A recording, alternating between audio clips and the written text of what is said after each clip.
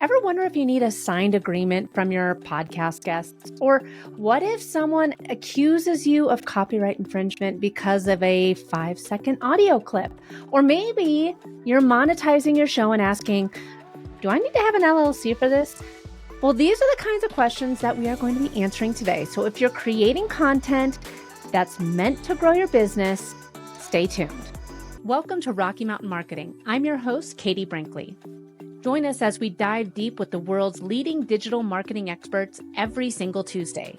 It's all about giving you the strategies that are working right now, directly from those who are making an impact. With my 20 years of experience, I'm here to help you navigate the world of digital marketing. Whether you're looking to sharpen your skills or transform your business, you're in the right place. Let's get started on today's journey to success. Welcome back to this week's episode of Rocky Mountain Marketing. Today's episode is one that I've been really looking forward to because, well, I've been sending everybody that I come in contact with to this person's lead magnet for years. And we're going to be talking about something that doesn't get talked about enough in the podcasting world. We're talking about the legal side of your content. So whether you're just starting your show, growing your YouTube channel, or scaling your podcast as a business tool, today's guest is going to help you protect yourself and your work. I'm joined today by the one and only Gordon Firemark. He is a seasoned entertainment and media lawyer, widely known as the podcast lawyer. And Gordon helps creatives, entrepreneurs, and content producers achieve the impact, influence, and income that they deserve, all while keeping their businesses legally sound. He's been producing podcasting since before most of us knew what an RSS was.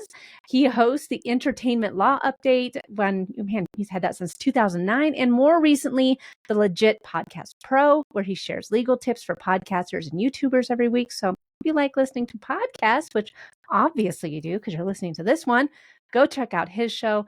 So if you're worried about any contracts, copyright, guest releases, or even just how to cover your bases with your podcast business, this episode is for you. So let's get into it. Gordon, thank you so much for joining me on Rocky Mountain Marketing today. You have been in the podcasting and entertainment space for law space for decades now. I know so many creators, they don't even think about the legal side until something goes wrong. And honestly, I didn't even think about having a podcast guest release form until I heard you speak at a podcasting conference back, I want to say in 2021. And I signed up for your lead magnet, and now I send everyone to your lead magnet. And I want to talk about, why do you think it is so important to start with legal foundations? Well, thanks, Katie. Thanks for having me on the show, first off. And why is it so important? Well, it's one of the things that, as you said, people wait until something bad happens. And by then, it's often sort of too late to prevent the problem. So I think that, look, if you're getting into this podcasting thing, it's media production. It's a business. Even if you don't think of yourself as a business, to the outside world, you're going to look like one.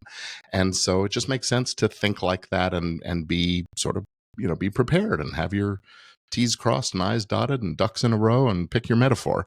And that just means, having a few sort of foundational things taken care of so it isn't too late. So it isn't something you're worrying about at the last minute. And that, I love what you said there, because podcasting, it is a business tool. And podcasting changed my business. So if someone, and I think everyone should have a podcast, but if someone is just getting started, or maybe their show's growing quickly, what is the very first legal step that they should take? Well, I think the first step is think about it like a business. Get it in your head that, okay, this has business ramifications and consequences. Next up, I would say is, lay a foundation, build some kind of a structure, a container for the podcast and its assets and all of its stuff to go in. And if you're in a business and you're using a podcast as a marketing tool, then you may not need to form a separate LLC or corporation or something like that. But at least think about it, at least figure out, is this how we're operating? If you don't already have that container or business structure, it's a good idea to get the podcast stuff separate from the other things that you have, your personal assets, your other business stuff, so that you the risk and liability gets separated from things. Also, having that business structure is a great way to figure if you're working with a co-host or co-producer or team of some sort, it's a good start at getting the team structure figured out, because setting up an LLC, you're setting up the agreement between all the owners of how it's going to work and who's going to have what and who's responsible for things. And let's hope there's some revenue and you get to say how you're going to divide things up as well. So I think the entity structure and the team structure sort of are the starting points. So good. And I know that a lot of my audience and listeners here are entrepreneurs and small business owners who started a podcast to help build authority or drive leads, but they don't realize that they're stepping into a space where the rules of media apply. So let's talk about one of the biggest headaches for creators, copyright. Yeah. And this was one of the things that was eye-opening for me. And again, I keep talking about your lead magnet. If people, let's talk about this lead magnet, because the lead magnet that I signed up for was the podcast guest release form. Yeah.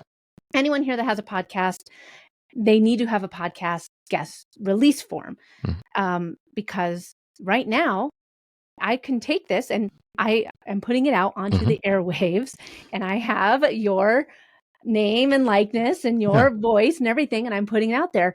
And if all of a sudden you change your mind and say, actually, I don't want you to put that out there, this is where things get fuzzy. So tell us where we can get this lead magnet. Okay. Tell us why we need to have something like this in place if you have a podcast. Okay. So the podcast release lead magnet that you're talking about is at podcastrelease.com. Pretty simple. What is a podcast release? Well, it is a contract, essentially, a short form agreement between the host and the guest, or the producer of the show and the guest, that says the guest is giving his or her consent to participate in the show, to be recorded, to have it published. Usually it says without a right of approval over editing and things like that, although most hosts are pretty accommodating. If you really flub something up, they want to help you out and make a cut. But, if you say something a little controversial, you said it. It could go out there. So consent to be recorded, to publish, no approvals, probably not getting paid or compensated for your appearance on the show. That's going to be in there. And most importantly, that the podcaster owns the content that you've created together. And the reason that that's important is, as you said, it's possible and also it's irrevocable consent. So the reason that that's all important is that when two or more people get together to make something together, like a podcast episode, the law is going to default to a presumption that they are joint authors, co-owners of that work. And that means that either of them could use and perhaps abuse and control how that material is used. And it also might put you in a position of having to take it down if the other person hasn't given you that irrevocable consent. So as a podcaster, you're investing time, resources, money, etc. You want to make sure that you actually have something to show for it at the end of the day, and that showing for it continues beyond the happy period when everybody's excited about the episode. Somebody changes their mind a year later and asks you to take it down. Well, that's, it's just a bad look. If you have sponsors that are paying for the ads to stay in that episode, then maybe you're in breach of contract if their episode's gone.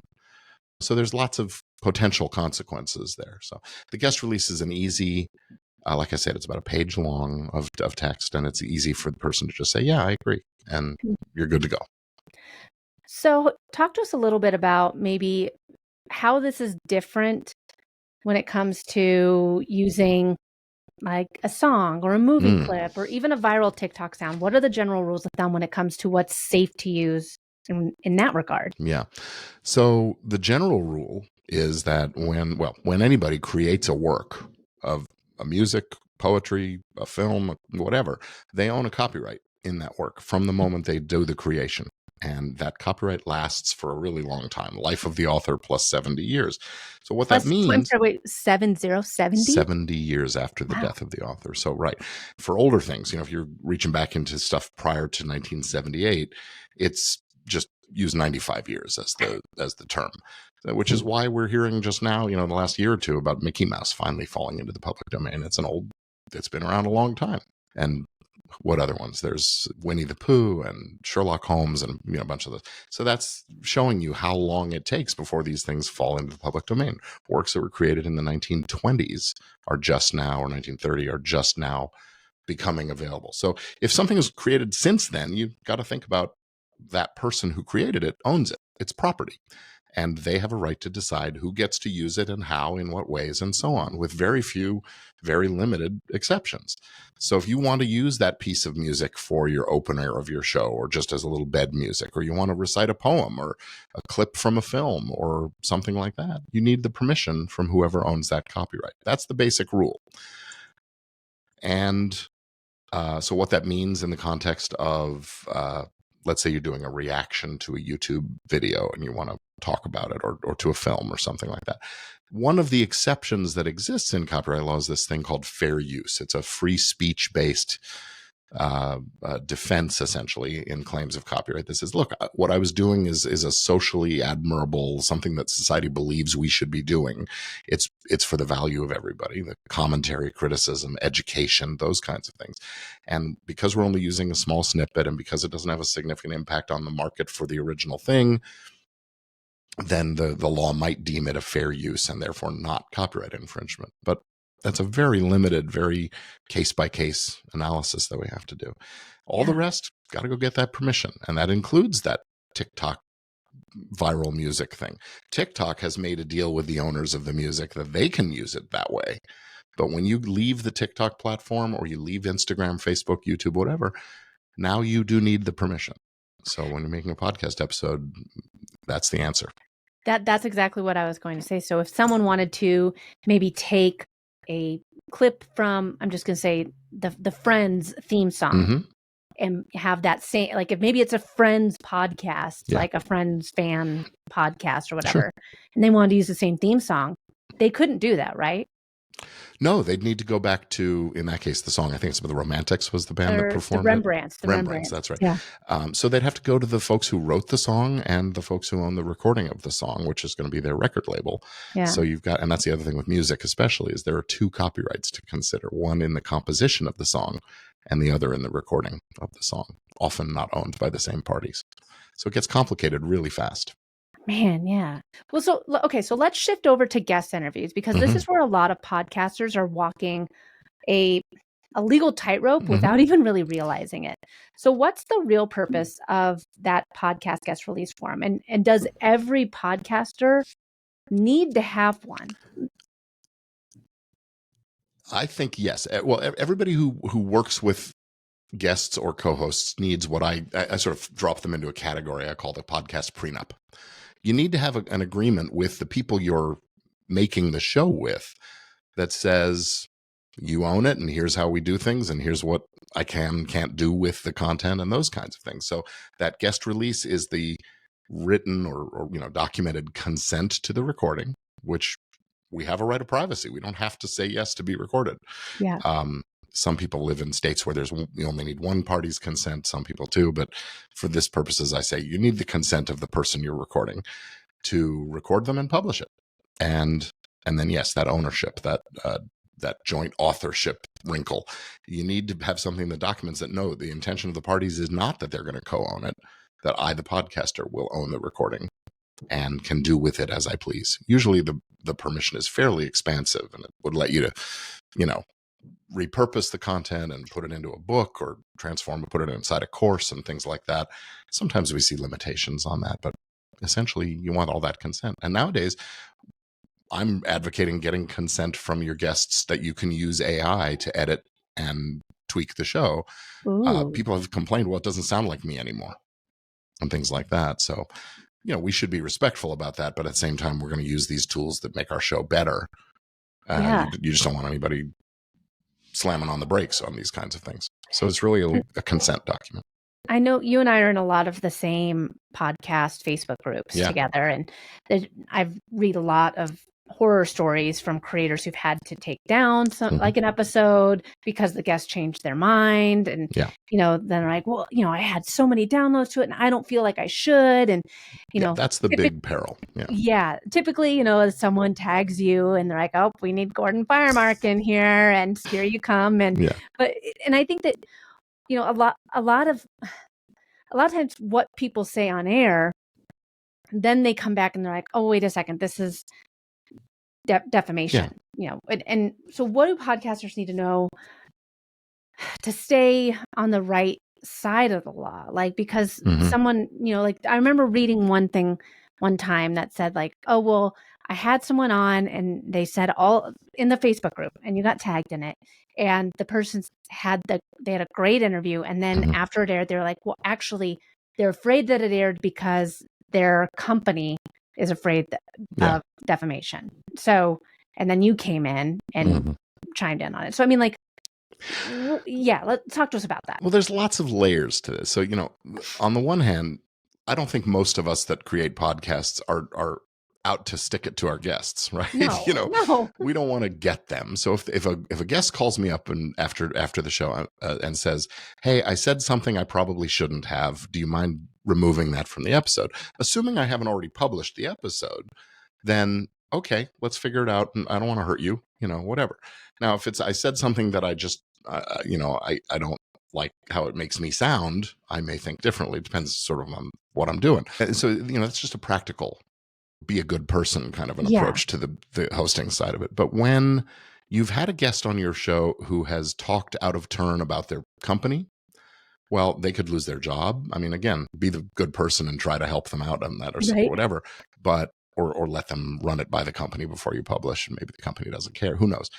Um, if they're talking about, and this is one that actually comes up fairly often, is someone is doing, they go on a show and they're talking about their abusive ex-husband.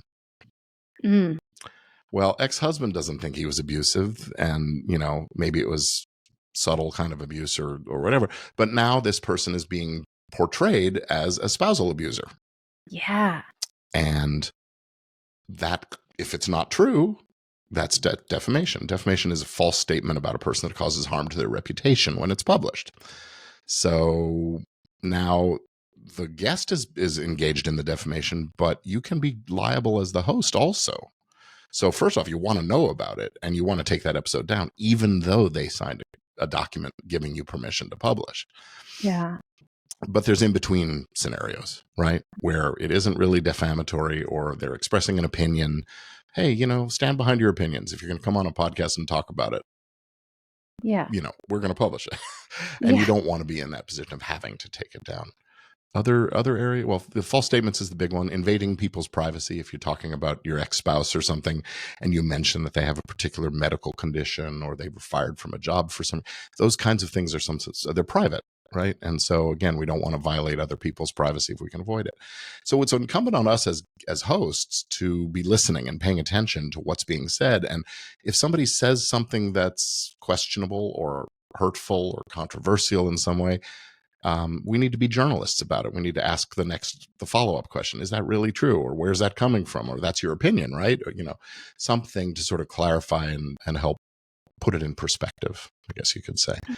But sometimes guests come on with an agenda and they want to do a hit piece on someone. So you yeah. got to be critical about it and maybe make a decision not to publish the episode if it's really crossing lines. You brought up something else too with AI. Mm-hmm. And, we've talked a lot about, copyright Yeah. and making sure that defamation, making sure that there's people releasing their, copyright and everything for you to share. But AI is something that I didn't even think about, Gordon. Yeah. So what are you seeing in the industry right now with AI and what should we kind of be on the lookout for? Yeah. Well, AI it's certainly a very new industry. In fact, we just had a big decision in a court case in dealing with AI. Just came down a couple of days ago, finding that Anthropic's training of material on books was actually considered a fair use. That copyright principle I was talking about, Yeah. but the copying of the books in order to create this library wasn't, and it's a very complicated legal decision, and it'll probably be appealed. So I don't want to get too far into it, but there are issues around how the AIs have been trained and and what went into them. There are also issues about the outputs, right? If you ask AI for something and it gives you an output, you need to be sure that it's not a verbatim or even a close copy of something already that someone else owns, right? That copyright work that I created that got ingested into the system and now it's regurgitating my views on a subject, it could be copyright infringement. So that's one area where creators need to be thoughtful and careful. Make sure what you're getting out of the AI. If you're using AI, make sure that what you're getting is clean, I guess you could say. Mm-hmm. The other side of it is that when you use AI to create stuff, the copyright law says you have to have a human author in order to have a copyright protected work. So you may not be able to claim ownership of the stuff that you get out of the AI, even though you prompted it. Again, there's a lot of nuance to this, but so ownership. So if you use, some people are using AI generated music for their show openers. Yeah. And then someone else wants to use that same music, they grab it and they use it. If they can get their hands on it, it's free to use because nobody owns it. Well, so okay, so wait, so let's just pretend. So like, let's pretend that. So I used to have a podcast. Man, it was about 5 years ago now. It was an NFL podcast, and I hosted it with one of my good friends, James, and it was called Across the Pond, and it was he was in Scotland, I was in Colorado, and we talked about NFL. And we sat down and put together a list of questions and all that. But now with AI, we could throw in the past week's, scores and like everything and say, okay, AI, give us a list of questions that we should, or topics that we should, talk about in this week's show. Because we put that into AI and then had that for our questions or topics for the week, is that fair use then? Like, would our podcast be, I guess, like, no, I think that's perfectly fine. You're not going to get in any hot water for what you've described. What I'm saying about the ownership issue is that somebody else wanted to come up and use those same questions or those same issues and have their conversation about those things. That's perfectly fine too. You can't claim you own that outline of your show, right? You own the way you recorded the words that you recorded and the sounds that you recorded. And this happens in media all the time. 3 people come up with the same idea at the same time. And you got, I remember back in the mid 90s, I guess there were three volcano movies at the same time. Volcano Under a Big City, right? Yeah. That just happens. And Bugs Life and Ants came out at the same time. Yeah. So that's not, that's not a real big problem. Now, the sports statistics and things like that can be something that the sports leagues claim some ownership over. Because they're making the events happen and things, but that's a whole other ball of wax that we can't get into here. That's a different podcast episode. Right. But the other area where AI becomes an issue is when, there's the situation where you just create something whole cloth. You grab a couple of recordings of somebody's voice and run it through a system, and now you can make them sound like they're saying anything you want them to. If they didn't actually say it, you could be liable for defamation, for essentially saying that they did say this thing. So that's a problem. You could be considered to be appropriating the sound of their voice, which is a protected right in some places. We call that the right of publicity. Name, image, likeness, and voice are identifiable components of a person's persona. So you want to stay away from that, especially if it's a commercial kind of a use. But, again, these are outlier kinds of scenarios mostly.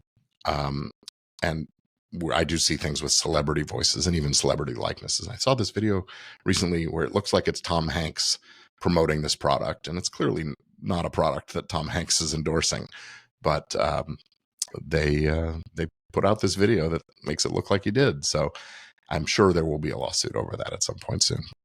It's insane to me how fast AI is evolving. Yeah. I mean, you really can't believe everything you see anymore or read or hear. Yeah. You have to take that step back and really think like, well, wait a second. Would Tom Hanks endorse this? Would, right. Does Tom Hanks have 6 fingers? Right. And really, they're getting better. So the 6-finger tell is not as visible, not happening as often, right? I know. Yeah, we're really living in a sort of a post-truth world. Yeah. What is true is open to interpretation these days. So, well, as we wrap up today's episode, what are some final takeaways that you want our listeners to walk away with from today? I think that, really, I don't want people to be scared for having, a podcast anymore. But I think that, for me, it was extremely eye-opening on how many I's I needed to dot and T's I needed to cross, because I would hate for someone to come back, 4 years from now and Mhm. say, I never gave you my permission Yeah. for this. Yeah, I think that's certainly high among the list of things that I would say you watch for. In fact, I would say that's probably the easiest first step for most creators to do. If you're working with guests, get a podcast guest release. If you're working with a co-host, have a co-host agreement or some sort of a prenup document that outlines the understanding of the parties. And I have a lead magnet at podcastprenup.com. It's sort of a checklist to walk through the questions you should be asking yourselves as you work with a teammate. If you're treating it as a business and you have partners, then a partnership agreement or an LLC is an important foundational structure.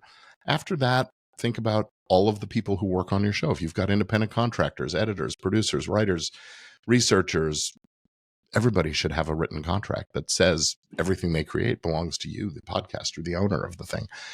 And then, perfecting your ownership of your intellectual property is another important step because let's face it, if you're using a podcast to build your business, to build a brand, well, the title of the podcast is a valuable brand. It's something you should think about registering a trademark to protect.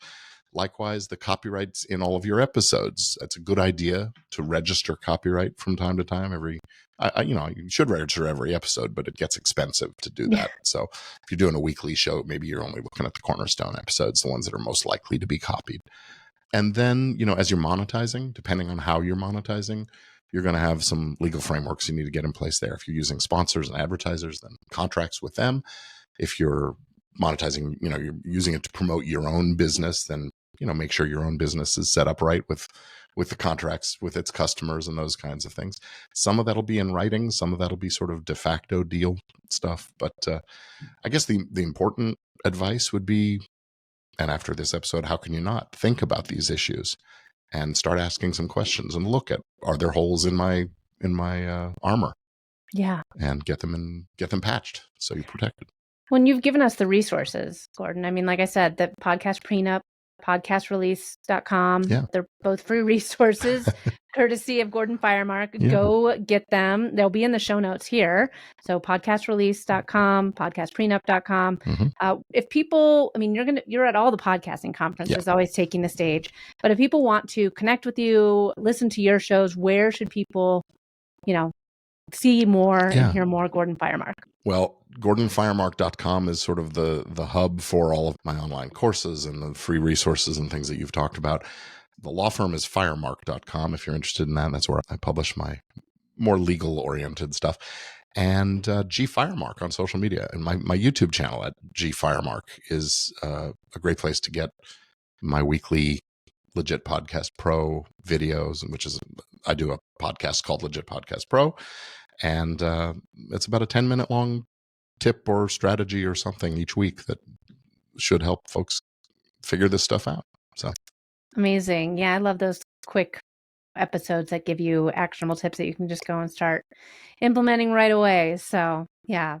Well, if you took even one thing away from today's episode, and I'm sure you did because there was a ton of great information and nuggets in today's conversation, do me a favor, share this episode with a friend who's podcasting or thinking about podcasting. You could save them thousands of dollars and a whole lot of headache. Gordon, I can't thank you enough. Thank you again so much for joining me on Rocky Mountain Marketing today and for all the work that you do with helping creators and podcasters to help us feel safe and supported. Thank you so much for joining us on Rocky Mountain Marketing. Well, thank you, Katie. It's been great being with you and hope to see you at the conferences coming up soon. Sounds good to me. Thanks so much for listening to this week's episode of Rocky Mountain Marketing. I hope you're leaving with valuable insights and the inspiration to lead your market.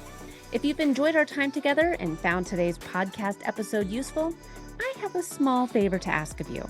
Please hit that subscribe button to stay updated with the latest episodes. And if you know someone who could benefit from these episodes, maybe a fellow business leader or an aspiring entrepreneur, go ahead and share this episode with them. Let's spread the knowledge and grow together. Also, I'd love to hear from you and continue the conversation beyond the podcast. Visit me at katiebrinkley.com to connect, to find more resources, or just to share your journey. And be sure to pick up your copy of my new book, The Social Shift, at katiebrinkley.com/book. Thanks again for tuning in. I'm Katie Brinkley, and I can't wait to dive into more strategies and stories with you on the next episode of Rocky Mountain Marketing. Let's keep on taking your marketing to new heights.